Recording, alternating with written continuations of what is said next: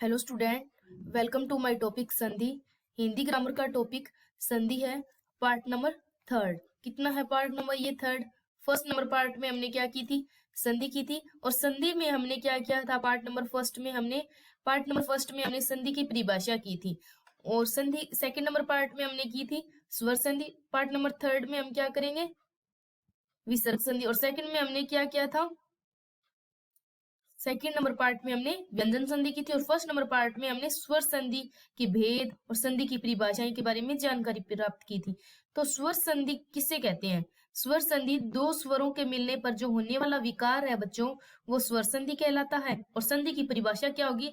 अगर जब कोई निकटवर्ती वर्णों के मिल से जो भी विकार या कोई परिवर्तन उत्पन्न होगा बच्चों, उसे हम क्या कहेंगे? संधि कहेंगे बच्चों। तो हम क्या करेंगे पार्ट नंबर थर्ड में? विसर्ग संधि करेंगे। हमने यहाँ हेडिंग बनाई है विसर्ग संधि पार्ट नंबर थर्ड में। और हमने यहाँ क्या लिखा है? विसर्ग का चिन्ह ये होगा, विसर्ग का किसी स्वर या व्यंजन से मेल होने पे जो भी परिवर्तन या विकार होता है उसे हम क्या कहते हैं? विसर्ग संधि कहते हैं। क्या लिखा है हमने परिभाषा? विसर्ग का किसी स्वर या व्यंजन से मेल होने जा रहा हो या होता हो उस परिवर्तन या विकार को हम क्या कहेंगे? विसर्ग संधि कहते हैं। उदाहरण के तौर पे हमने जैसे कि यहाँ उदाहरण लिए हैं फर्स्ट नंबर और सेकंड नंबर। फर्स्ट नंबर हमने लिखा है दु विसर्ग प्लस बल। यहाँ क्या बन गया हमारा? दुर्बल। इसी प्रकार सेकंड नंबर एग्जाम्पल में हमने नी प्लस प्राण करेंगे तो हमारे पास क्या हो जाएगा? निष्प्राण। क्योंकि विसर्ग का अलग अलग जगह अलग अलग रूप से अलग अलग प्रकार से भिन्न भिन्न प्रकार से इसका प्रयोग किया गया है बच्चों। फिर हमने यहाँ नेक्स्ट क्या लिखा है कि विकार या परिवर्तन की भिन्नता की दृष्टि से विसर्ग संधि को भी कई प्रकार की मानी जा सकती है। जैसे यहाँ दु प्लस बल किया तो दुर्बल बन गया, और यहाँ पे नी प्लस प्राण किया तो निष्प्राण। यहाँ पे श शब्द बन रहा है और यहाँ पे क्या बन रहा है? र शब्द बन रहा है। इसी प्रकार इन एग्जाम्पल में अलग अलग प्रकार से या भिन्न भिन्न प्रकार से विसर्ग संधि का प्रयोग किया गया। और विसर्ग संधि है जो विकार या परिवर्तन के आधार पे कई प्रकार की मानी गई है। तो फर्स्ट नंबर का प्रकार कौन सा होगा हमारा? फर्स्ट नंबर पे हमने लिखा है विसर्ग का ओ में परिवर्तन हो जाना। क्या लिखा है? कि विसर्ग का ओ में परिवर्तन हो जाना। और इसकी परिभाषा हमने लिखी है, यदि विसर्ग से पहले ए क्या हो? ए हो और किसी वर्ग का तीसरा या चौथा या पांचवा अक्षर या ये रे ले और व में से कोई भी अक्षर हो तो उसे क्या कहेंगे हम? विसर्ग संधि का ओ बन जाता है बच्चों। क्या होगा? यदि किसी विसर्ग से पहले ए हो और किसी भी वर्ग का तीसरा चौथा पांचवा अक्षर ये रे ले व में से कोई भी अक्षर हो तो वहां क्या होगा? विसर्ग संधि का ओ बनेगा। जैसे तप प्लस वन किया तो हमारा क्या बन गया? तपोवन बन गया। कैसे बना? क्योंकि तप प्लस वन किया, यहाँ पे है ए की ध्वनि उच्चारित हो रही है और यहाँ पे व, अगर ये रे ले व में से कोई भी वर्ण आए तो वहां पे क्या हो जाएगा? ओ बन जाएगा विसर्ग का। इसी प्रकार तपोवन में यहाँ ओ वर्ण का उच्चारण हुआ है क्योंकि यहाँ पे ओ वर्ण आया है, इसीलिए तपोवन यहाँ शब्द बना है। क्योंकि अगर यह रे ले व होगा वहां हमारा ओ वर्ण बन जाएगा विसर्ग। इसी प्रकार सर प्लस वर्ग क्या है? सर्ग प्लस सर विसर्ग प्लस वर्ग किया, यहाँ पे भी हमारा क्या आ रहा है? रे आ रहा है यहाँ पे, और यहाँ पे क्या आ रहा है?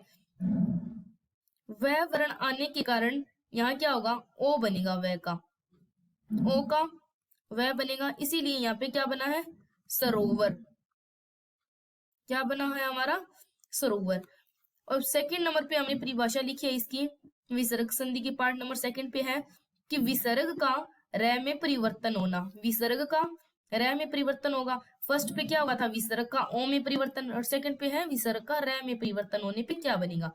तो हमने परिभाषा लिखी है इसकी, विसर्ग से पहले ए के अलावा अन्य कोई स्वर हो, क्या हो? अन्य कोई स्वर हो और या उसके बाद विसर्ग हो, अन्य कोई स्वर हो या उसके विसर्ग हो बाद में, तो उसके बाद कोई भी घोष वर्ण या स्वर हो तो विसर्ग के स्थान पे क्या बनेगा हमारा? रे बनेगा। हमने परिभाषा में लिखा है, यदि किसी विसर्ग से पहले ए के अलावा अन्य कोई स्वर हो तो उसके बाद विसर्ग एवं उसके बाद कोई घोष वर्ण या स्वर हो तो विसर्ग के स्थान पे र बन जाएगा। जैसे कि दुख प्लस दर्शा, दूरदशा, दुख प्लस गम, दुर्गम। ये कैसे बना?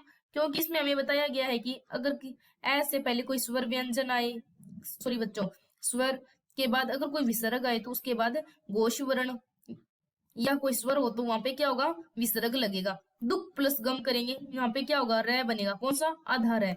तो हमने यहाँ क्या लिखा है? इसीलिए दुर्गम शब्द लिखा है। फर्स्ट नंबर एग्जाम्पल में दू का तो दू हमने लिख दिया, प्लस विसर्ग की जगह क्या होगा? हमारा रे बनेगा, जो हमने यहाँ लिखा है दूरदशा। और पार्ट नंबर थर्ड में हमने क्या लिखा है कि विसर्ग का श में परिवर्तन। पहले हमने किया ओ में, फिर हमने किया रे में परिवर्तन, अब हम करेंगे श में परिवर्तन। श में परिवर्तन करने पे क्या होगा? विसर्ग से पूर्व यदि कोई स्वर हो तथा विसर्ग का मेल च, छ या श से हो तो विसर्ग का श हो जाता है। क्या लिखा है? विसर्ग से पहले अगर कोई स्वर हो या विसर्ग का मेल च, छ या श से हो तो विसर्ग का श हो जाता है। इसी प्रकार हमने उदाहरण में लिखा है नील विसर्ग प्लस च। तो यहाँ पे क्या है? च या छ से मेल होगा तो वहां पे क्या होगा? ये श बनेगा बच्चों, या पूरा श या आधा श। इसीलिए यहाँ पे क्या होगा? आधा होगा, क्योंकि ये च शब्द यहाँ आया है। इसी प्रकार यहाँ पे क्या है? निश्चय वर्ण का वर्णन हुआ है। तो यहाँ पे हरि प्लस चंद्र, च वर्ण आने के कारण यहाँ भी आधा श आएगा। यहाँ क्या होगा? हरि प्लस प्लस चंद्र, तो यहाँ पे क्या होगा? हरिश्चंद्र शब्द बनेगा हमारा हरिश्चंद्र। फिर पार्ट नंबर हमने फोर्थ में किया है कि विसर्ग का श में परिवर्तन। विसर्ग का श में परिवर्तन करेंगे तो हमारे पास क्या बनेगा? विसर्ग के बाद ट या ठ हो तो विसर्ग का श हो जाता है। विसर्ग के बाद हमें कोई विसर्ग दे दिया जाए, उसके बाद क्या हो? ट या ठ आ जाए तो हम क्या कर देंगे? श कर देंगे बच्चों। क्या करेंगे? श। तो हमने यहाँ उदाहरण में लिखा है निष्ठुर। यहाँ पे क्या आ गया? विसर्ग आ गया। विसर्ग के बाद ट या ठ होगा तो हमारा क्या बनेगा? श बन जाएगा। इसी प्रकार यहाँ क्या होगा? निष्ठुर बनेगा। सेकंड नंबर एग्जांपल में क्या है? धनु प्लस टंकार। यहाँ भी हमारा क्या है? विसर्ग है। तो हम यहाँ करेंगे धनु, विसर्ग की जगह क्या लगाएंगे? क्यों? हमारा क्योंकि यहाँ पे हमारा ट आया है तो हम यहाँ लिखेंगे श, आधा श प्लस टंकार। तो हमारा क्या वर्ण शब्द बनेगा? धनुष्टाकार, धनुष्टकार। इस प्रकार का हमारा यहाँ शब्द बनेगा। 5 नंबर पे हमने लिखा है कि विसर्ग का स में परिवर्तन। विसर्ग का स में परिवर्तन करेंगे तो हमारे पास क्या होगा? विसर्ग के बाद त या थ आने पर विसर्ग का श बन जाता है।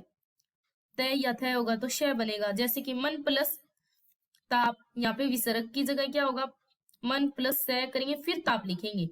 इसी प्रकार यहाँ आता स है, विस प्लस विसर्ग प्लस तार किया तो यहाँ पे क्या है? वी, विसर्ग की जगह आधा श प्लस तार करेंगे तो हमारा क्या होगा? विस्तार। फिर हमने 6 नंबर पे क्या लिखा है कि विसर्ग का लोप होने पर, विसर्ग का अगर किसी भी वाक्य में लोप होगा तो वहां पे ए के साथ विसर्ग ई, उ, ए होने पर केवल विसर्ग का लोप हो जाता है। कब? अगर ए के साथ, किसके साथ? ए के साथ विसर्ग का या ए होगा तो वहां केवल विसर्ग हो जाता है। जैसे कि अत प्लस एव करेंगे तो अतएव, और यश प्लस इच्छा करेंगे तो यश इच्छा, हमारा ये शब्द है जो बनेगा। इसी प्रकार 7 नंबर पे हमने लिखा है पूर्व स्वर दीर्घ और विसर्ग का लोप। पहले क्या होगा? पूर्व स्वर क्या होगा? दीर्घ होगा, फिर बाद में क्या होगा? कि विसर्ग का लोप होगा। अगर विसर्ग का लोप होगा तो हमारा बनेगा, किसी भी राइटर ने परिभाषा दी है डॉक्टर हरदेव भारी के अनुसार, हरदेव भारी के अनुसार ई विसर्ग के बाद र हो तो ई विसर्ग के स्थान पे बड़ी ई हो जाता है। क्या लिखा है? अगर ई के बाद, ई विसर्ग के बाद र होगा तो ई का ई बन जाता है। जैसे धी विसर्ग प्लस रज, तो यहाँ पे क्या होगा, बड़ा हो जाएगा, बड़ी ई का यूज होगा मात्रा का, तो इसीलिए यहाँ पे क्या है, धीरज शब्द बना है।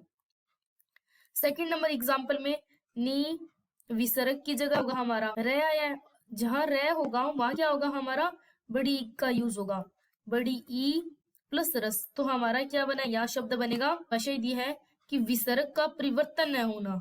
अगर कोई भी विसर्ग का कोई परिवर्तन नहीं होगा तो वहां क्या होगा, तो हमने यहाँ परिभाषा लिखी है, विसर्ग से पहले यदि ए हो तो विसर्ग का मेल क ख तथा प फ से हो तो विसर्ग में कोई परिवर्तन नहीं होता, अर्थात संधि करने पर विसर्ग ज्यों का त्यों लिखा जाता है।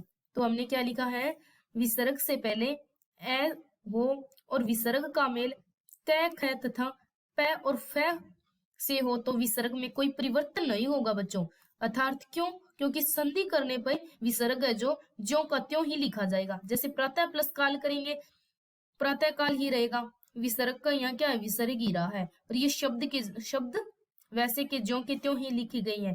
इसी प्रकार अतः प्लस करण किया है, यहाँ पे क्या है, हमारा विसर्ग भी आया है और शब्द है जो वह भी यहाँ प्रयोग किए गए हैं। क्यों, क्योंकि विसर्ग का परिवर्तन इसमें होगा ही नहीं, क्यों, क्योंकि विसर्ग का मेल क और ख तथा प फैसे हो तो ही विसर्ग में कोई परिवर्तन नहीं होगा, और संधि करने पे विसर्ग ज्यों की त्यों ही लिखी जाएगी।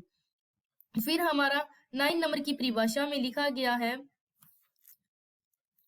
का द्वित्व हो जाना, श का द्वित्व हो जाना। इस परिभाषा में हमने लिखा है, यदि विसर्ग ए विसर्ग ई विसर्ग और उ विसर्ग का मेल श स और श वर्ण से हो तो विसर्ग के स्थान पर वही हलंत वर्ण आएगा, अर्थात ये तीनों वर्ण का द्वित्व हो जाएगा। इसे इस सूत्र से समझा जा सकता है, क्या उदाहरण करेंगे, नी विसर्ग प्लस संधि है, यहाँ पे क्या है हमारा, आधे स का यूज हुआ है या प्रयोग किया गया, क्यों, क्योंकि नी विसर्ग संधि है। अगर हम विसर्ग नहीं लगाएंगे तो हमारा आधा स का वर्ण का होगा, अगर हम विसर्ग लगाएंगे तो हमारा ये स का प्रयोग जो नहीं होगा। क्यों, क्योंकि यहाँ पे हमारा क्या है, श ये दे रखा है हमें, यहाँ पे हमने स दूसरा यूज किया है और यहाँ श, अगर जब ये तीन वर्ण हो गए तो हमारा लगेगा, इन दोनों ही वर्णों का है जो क्या होगा, मात्रा का भी यूज होगा, संधि विसर्ग का भी यूज होगा और शब्दों या वर्णों का भी यूज होगा। इसी प्रकार नेक्स्ट 10 नंबर की परिभाषा जो हमने लिखी है उसमें लिखा है, यदि विसर्ग से पूर्व ए या आ हो तथा विसर्ग ए या आ विसर्ग का मेल क ख तथा प फ से हो तो विसर्ग के स्थान पर स हो जाता है। क्या होगा, ए आ हो विसर्ग का हो तो विसर्ग में ए आ का मेल क ख तथा प फ से हो जाता है और विसर्ग के स्थान पे क्या होगा, हमारा श बनेगा बच्चों। इस सूत्र में इस प्रकार लिखा जाएगा, किस प्रकार, जैसे कि हमने यहाँ लिखा है, ए आ प्लस क ख और प फ बराबर विसर्ग। तो हमने यहाँ उदाहरण में लिखा है, नम प्लस कार नमस्कार, भाप विसर्ग प्लस कर भास्कर। कैसे लिखा है हमने, नम प्लस कार करें, क्योंकि हमें यहाँ क्या दिया गया, विसर्ग दिया गया है, विसर्ग की जगह हम क्या लगाएंगे, आधा स शब्द का वर्ण का यूज प्रयोग करेंगे। जैसे कि नम विसर्ग की जगह आधा स प्लस कार, क्या करेंगे हम, नमस्कार। प्रकार भास्कर का करेंगे तो भा प्लस श प्लस कर, भास्कर का प्रयोग करेंगे तो हमारा यहाँ शब्द बनेगा भास्कर। इस प्रकार आज का जो टॉपिक संधि विसर्ग संधि थी वो हमने क्या किया है, कंप्लीट की है। आज का जो हमारा टॉपिक संधि था बच्चों, वो पार्ट नंबर 3 तक कंप्लीट हो गया है। तो हमने संधि किया है, संधि में सबसे पहले हमने परिभाषा की है कि विसर्ग का किसी भी स्वर या व्यंजन से मेल होने पर या परिवर्तन या विकार होता है तो उसे संधि को क्या कहते हैं, हम विसर्ग संधि कहते हैं। और विकार परिवर्तन भिन्नता की दृष्टि से कई विसर्ग संधि को कई प्रकार में विभाजित किया गया है। सबसे पहला है हमारा ओ में परिवर्तन, सेकंड है र में परिवर्तन, थर्ड नंबर पे होगा हमारा श में परिवर्तन, फिर है हमारा श में परिवर्तन, फिर हमने किया विसर्ग संधि को श में परिवर्तन। 6 नंबर पे हमने किया है विसर्ग का लोप होना, और 7th नंबर पे किया है पूर्व स्वर दीर्घ और विसर्ग का लोप। नेक्स्ट हमने किया 8 नंबर पे विसर्ग का कोई भी परिवर्तन न होना, कोई भी परिवर्तन न होना। और 9 नंबर पे हमने श और श का द्वित्व हो जाना, इनका क्या होगा, द्वित्व। इसी प्रकार 10 नंबर पे हमने क्या किया है, ए विसर्ग, ए या आ के बाद विसर्ग प्लस क ख प फ होगा, तो वहां पे क्या होगा, विसर्ग की जगह हमारा श वर्ण का। आज का टॉपिक हमारा जो विसर्ग संधि थी वो कंप्लीट होगी। नेक्स्ट क्लास में हम नया टॉपिक करेंगे बच्चों। धन्यवाद।